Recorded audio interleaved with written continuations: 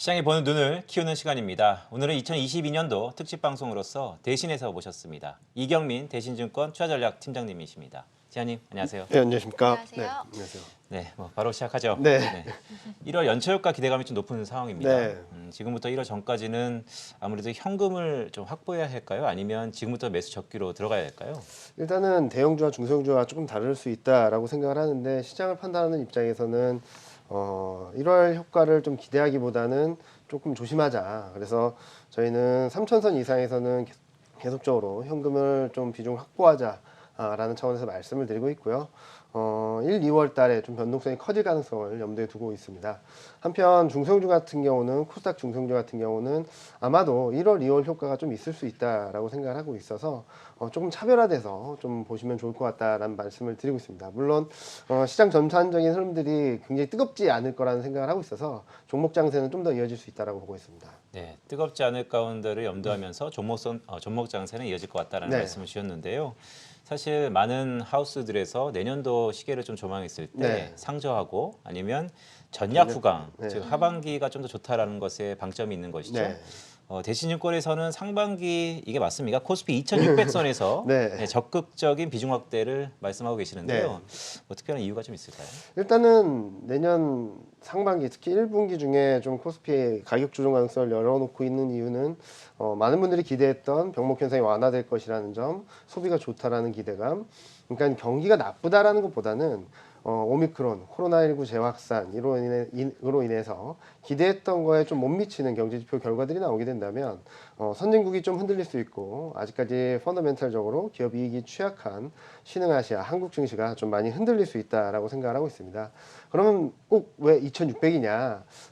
이익 전망치가 낮아지는 것만큼 눈높이를 좀 낮추자는 차원에서 말씀을 드리고 있습니다. 뭐 꼭 2,600까지 간다라는 말씀을 드리기보다는 2,700선이 깨질 가능성까지는 열어놔야 되지 않나라는 말씀을 드리는 부분입니다. 10월 초 코스피 2,900, 12개월 포워드 PR 10배였습니다. 11월 말 코스피 2,800 초반 그게 10배였습니다. 지금은 2,762 10배거든요. 무슨 말씀을 드리고 싶냐면 10배에 대한 지지력은 계속적으로 강하게 받쳐주고 있는데 이익에 대한 눈높이가 낮아지는 만큼 하단도 낮아질 수 있을 가능성을 좀 열어놓고 보자는 말씀을 드리고 있고요.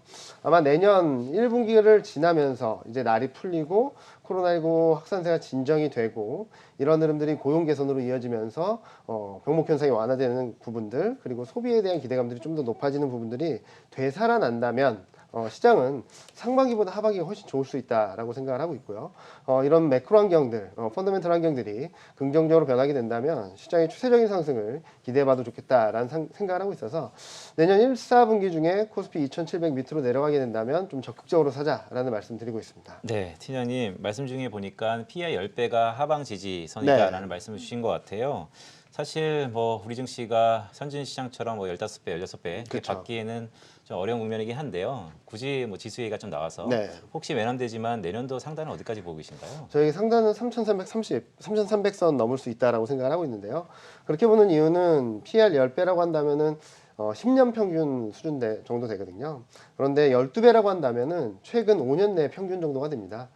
무슨 말씀을 드리고 싶냐면 굉장히 장기간의 평균을 하회하지 않는 수준에서 지지력을 보여준다면 산업 구조가 변화된 한국 증시 그 매력도를 반영한 평균 수준만 회귀한다 하더라도 코스피의 3,300선 돌파 시도는 충분히 가능하지 않을까라는 생각을 하고 있습니다.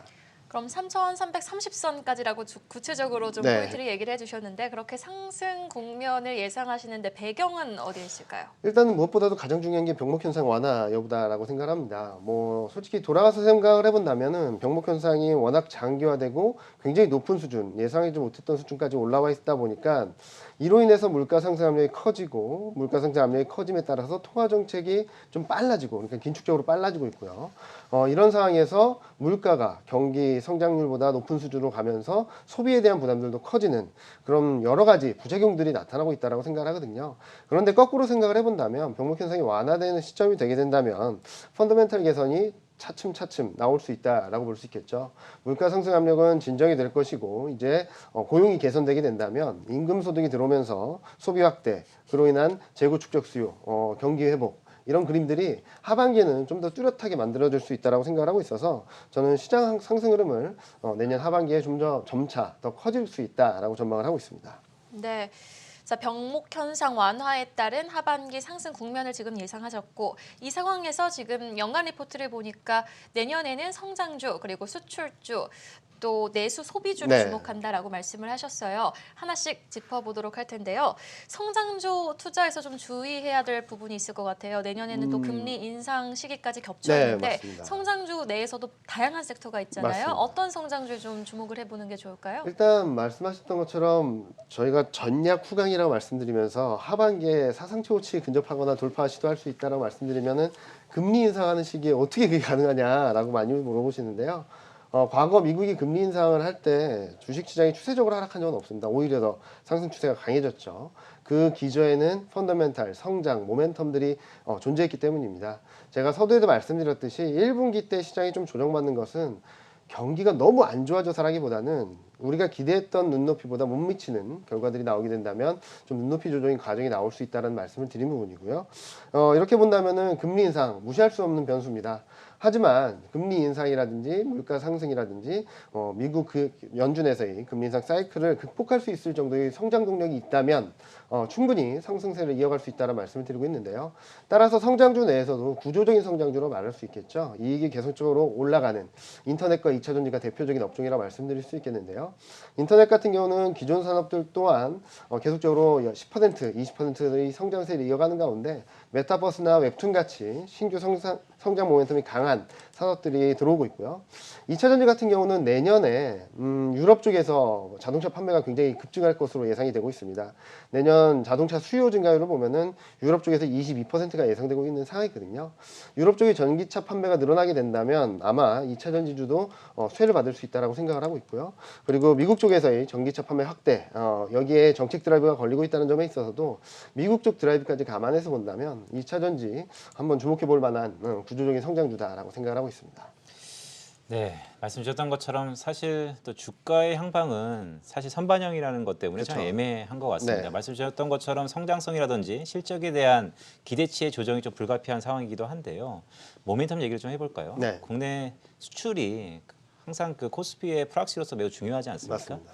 하지만 이게 모멘텀이 성장률이냐 네. 아니면 레벨링 금액이냐에 그쵸, 대해서 맞습니다. 좀 갑론을박이 항상 네. 있는데요.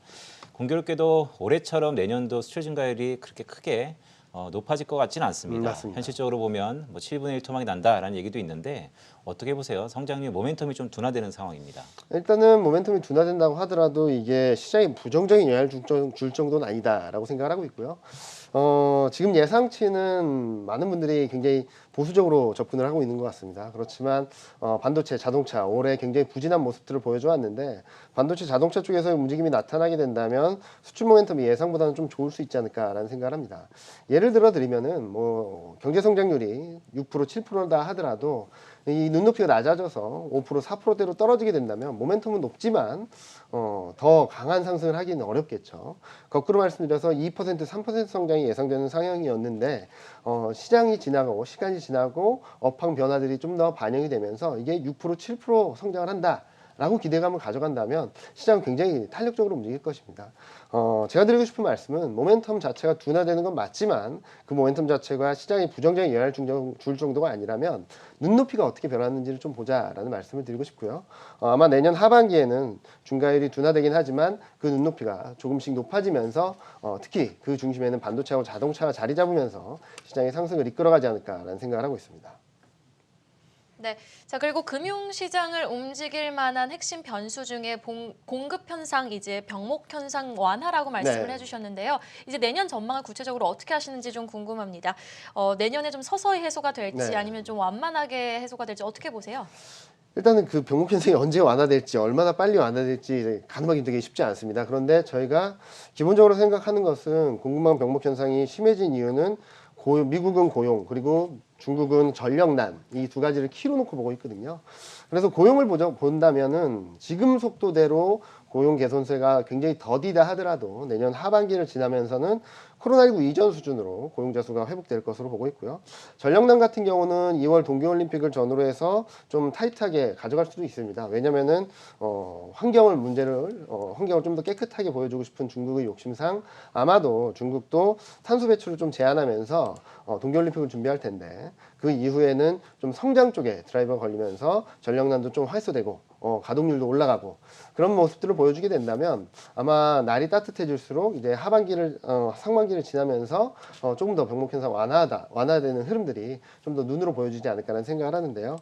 저희도 시점을 내년 봄을 지나면서 완화될 것으로 전망을 하고 있는데 올해도 굉장히 많이 어긋났죠. 왜냐하면 병목 현상이 워낙 많은 변수들이 있다 보니까 많은 분들이 예상했던 하반기 완화보다는 좀 더 지연됐고 강도도 굉장히 심해졌는데 내년에도 이런 부분들을 계속적으로 팔로우하면서 트래킹하고 찾아보면서 언제가 트리거 포인트가 될지 좀 봐야 된다라고 생각합니다. 다만 저희 대신증권에서는 내년 1, 4분기를 지나면서 그리고 하반기로 들어가면서 병목 현상이 완화되는 그림들은 좀 더 명확하게 나타나지 않을까라는 생각을 하고 있습니다.